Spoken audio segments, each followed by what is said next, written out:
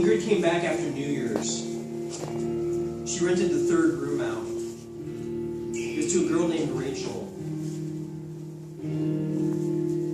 Ingrid's eyes were bright in the lamplight of the living room. Rachel and Tuesday were hanging out with her. She said that they should take the Datsun out for a ride. She said, "Come on." Rachel and Ingrid walked into the kitchen. Tuesday stood outside. She opened the car door and pushed the passenger seat forward. She climbed into the back. Burns popped the lamb wool seat covers. The car started after Ingrid played with the ignition. She drove them through the suburbs and out to the fields that surrounded the city. They took the freeway past malls and lights and stores. Ingrid blasted music. The door panels rattled because of the speakers. The exit they took was lit by a gas station sign. They drove on a road that was gravel and dark, thus empty. Rachel and Ingrid passed a can of beer back and forth. The road ran parallel to the freeway. Tuesday closed her eyes. She opened them. Flooded floodplains were glassy plains.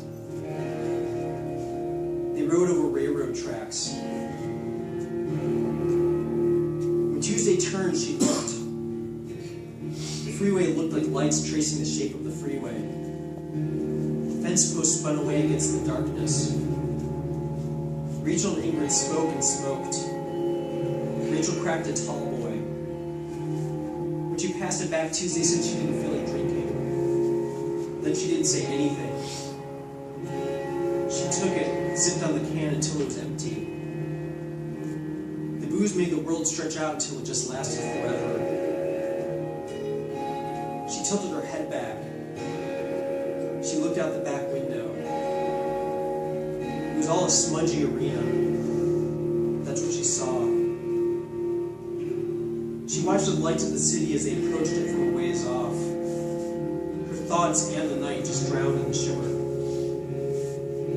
Their street was a hill that didn't have any streetlights.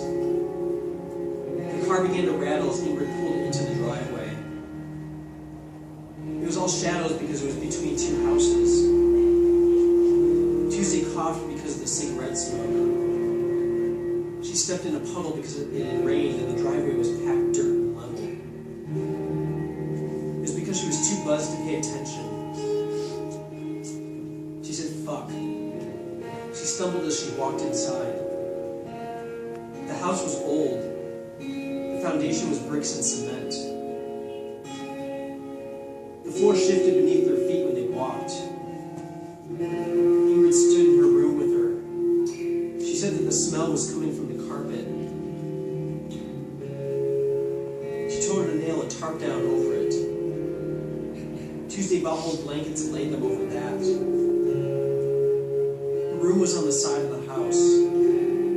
The stairs led right to it. Her window showed an alley. With the angle of the light, her room was all golden in the afternoon.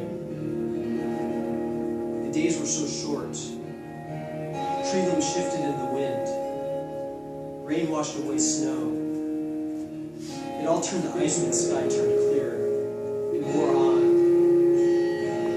Tuesday walked home in the dry cold at night. She peeled off her scarf and hat. She left them where they were. She had to hang flypaper from a tack because flies filled the room. They poured through a crack that led to the ceiling, that led to the attic.